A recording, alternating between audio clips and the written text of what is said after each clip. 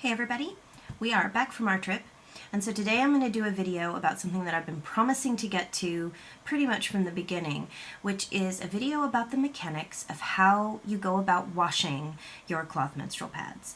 And the goal, of course, is to keep your cloth pads pretty. I mean, one of the big advantages of using cloth is that we're not using ugly white plasticky papery things. We're using these pretty nice soft things that we pick out, and we choose them because of the patterns that they're made from, or cute colors and stuff like that, and you want to keep them nice.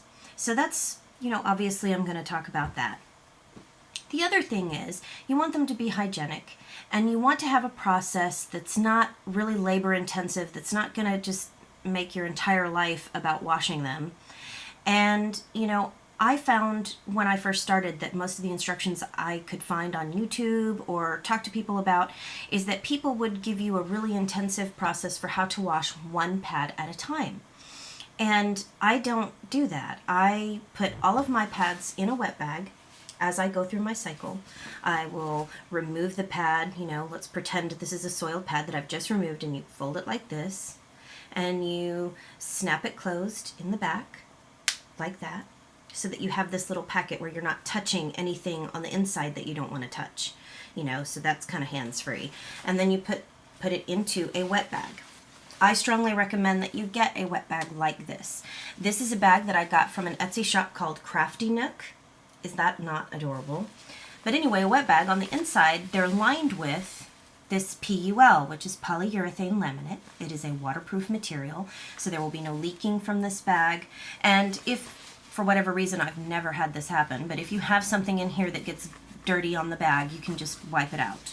Kind of like a cosmetic bag, which is another choice. You can get a cosmetic bag like this one. This is actually a wet bag that was sold by a cloth pad company, and all the information on both of these bags and anything else I show in this video will be in the description below, including the pad that I just showed you. This one is one that I made myself, but the other pad is from a company called Yurtcraft on Etsy, and I'll have that down below as well. Anyway, so what you'll do is at the end of your cycle, you've got all of your pads in here just as they were when you took them off. You don't have to do anything else. I would say if it goes more than 3 or 4 days, you might want to do 2 washes so that you have one in between. I've never let mine set for a solid week, so I don't know how the staining would be if you let them sit that long, but up to 3-4 days, you're golden. So that's what I do. And then when it's time to wash them, they come out of the bag, you open them up, and then you start the process that I'm going to show you.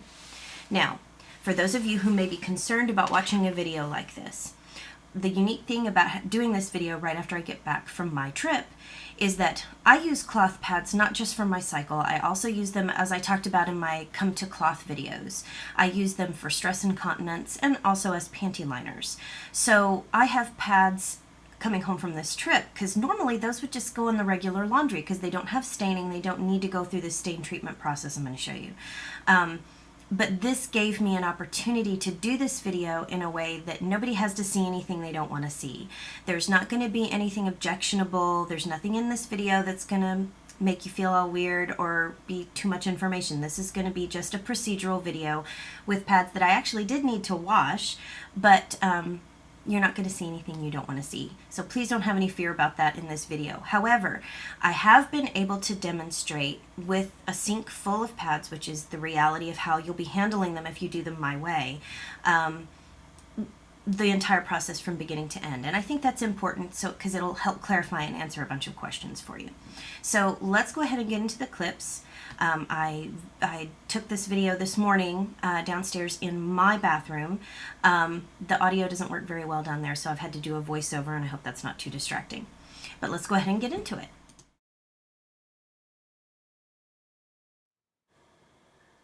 The first thing I want to show you is the cleaners that I use.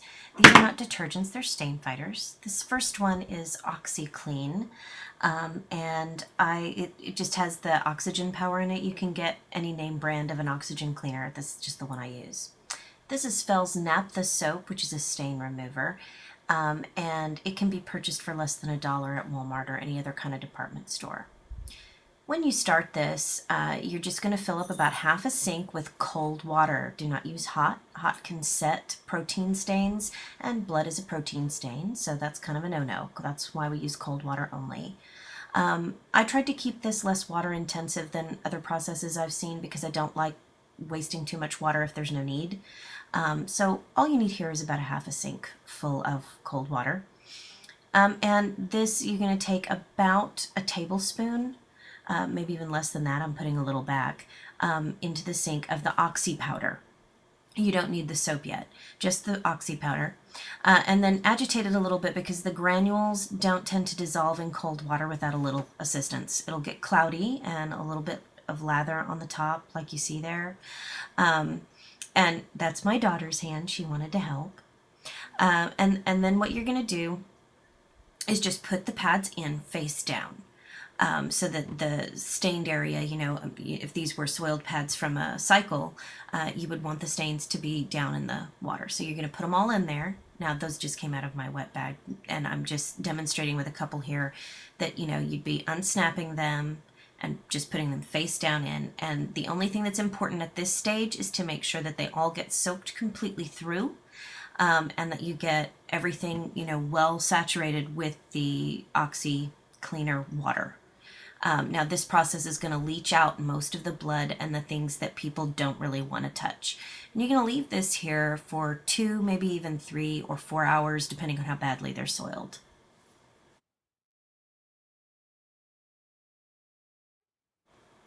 Now after you've come back and you've returned to your sink, were these actually soiled pads from a cycle, the water in the sink would be brown or red with the fluid that had leached out. So you're going to have blood in the water.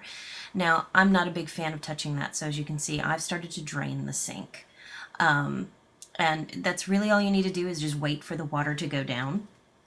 Now what I do is when the water goes down enough that I don't have to like completely submerge my hands in it, I start squeezing, as I am demonstrating here, by pushing down on the pads to get all of the stuff that I can, all of the excess water and blood and, you know, whatever else is in there to go down the drain as the sink is draining.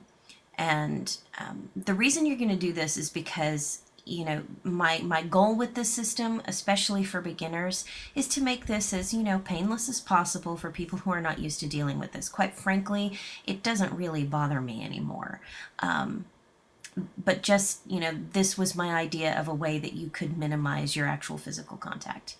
Now, what you're going to notice and what I'm talking about here that you can't hear from the original video, this is a voiceover, is that when you see these, they're not going to be like scary, nasty, bad anymore, even the ones that are stained and had quite a bit of blood in them. Not all the blood is going to come out from that initial soak that you did, but enough of it will be that it's not going to be difficult for you to deal with these at all. My step in the process and what you see me doing here is that I separate them into 2 different piles at this point. I separate them into the piles that I believe need stain treatment, and I separate them into the piles of those that don't. So I'm just kind of pretending I'm setting up that scenario here because obviously none of these actually had any blood on them to begin with. And, you know, also you'll see that I have a tiny little drip of water going. And depending on how many I have in the sink, sometimes that is necessary. What you'll find with pads, especially if you've used them on a heavy flow day or like this overnight here that I'm dealing with, you know, there may be quite a bit of fluid in there, and that of course doesn't all come out just from the initial soak. And so you will run water on them and squeeze them and to get as much as you can. And honestly, the beauty of this system is that it really does come out with the stain treater for the most part. Once you've gone through, given these a light rinse and a squeeze, notice I'm not wringing them or twisting them. I'm just rolling them up and squeezing the excess water out. And I strongly recommend that. That'll increase the life of your pads if you're not wringing them and twisting the fibers in unnatural directions. But once you're done with what you see me doing here, these are the actual hand motions you'll be using. Once you've done this, they're going to be really, really easy to deal with. This is not a scary process. Okay, so now these are the ones that we're pretending don't have a need for staining. Now those would just go in the very next load of laundry that you're doing with your regular laundry, because there's nothing else in there that you wouldn't want with your regular laundry. There's going to be nothing scary about putting those in with your regular clothes. Now it's time to do the stain treatment with the Fels Naphtha bar. So where I'm indicating there, let's just pretend there's a big blood stain. You vigorously put this soap all over. I've been using that bar of soap there for about 4.5 months now, and I use it whenever there's a stain on any of my laundry, not just my pads, and as you can see, most of the bar is still left. It is an incredible stain fighter, and it's remarkably inexpensive. So I highly recommend it. Note here about this light blue pad. Light blue cloth pads seem to have the worst trouble with staining. However, you'll notice that that blue pad there doesn't have any visible stains, and I have used it. I've washed that pad probably 8-10 times since I bought it, and it comes clean with the system very well, which is one of the reasons I wanted to make this video. I was actually surprised, and I'm quite happy with how well this works for me. The things you see me doing with my hands, these are all different ways that you can just, you know, lightly, because you don't want to scrub them too hard and damage the fabric. This really is all that you need to do. And again, at this point, even if they were heavily soiled beforehand, at this point in the process when you're actually putting the stain stick on, what you're dealing with is stains here, like something you might have been used to with leaks on your underwear or something in previous when you were using disposables. It's not that bad. It's not that intimidating, I promise. Now, you're going to repeat this process because these that have stains that need to be treated are going to soak again. Again, you just put as much water as you need to submerge the pads that you need to treat. Don't overfill the sink or anything. Put in another little tablespoon, half tablespoon of the OxiClean. And these, of course, have been treated with the Fels Naphtha Stain Bar. And you're going to put them in the same exact way. You can leave these in. Sometimes I find that, you know, a couple more hours is plenty. If you check them after a couple hours and they're clean, great. If not, leave them overnight. I have never had stains the next morning. When I get up, they're perfectly clean. Okay, so let's now go with the idea that this is the next morning or this is after 4 hours and you've come back to the sink and you've looked at the pads and you've determined that they're as clean as they need to be, which should be stain-free. You're going to open the pad. Now, if you see any shadow stains, what usually happens, I freaked out the first time, in fact, with this very pad, because you see it's mostly white. There were some shadow stains, and I thought, oh gosh, it's stained forever, and I'm never going to get it out. When I rinsed it, the shadow stain came out with the soap. So a lot of times the soap has the stain. You just need to squeeze it out to make sure that that all goes away. So this is the rinsing process, and assess it. Make sure that it's completely stain-free before you put it in with your regular laundry. If it's not, you could continue to stain treat, but honestly, I've never had to do that. I've never had to stain treat beyond what I've shown you at this point. Sometimes when you pick them up, the Fels Naphtha bar can leave kind of a slick sort of film on the front, and occasionally the stain itself will be included in that slick area, which was what is indicated with my fingers. You just need to rinse that and squeeze it out, and it all goes away. So this is pretty much the end of what you have to do as far as special processing. As far as laundering goes, I do put my pads in the dryer. I like them to be soft. I like them to, you know, and when they tumble dry, they tend to get softer than if you just air dry them. I have air dried my pads, and I don't care for it.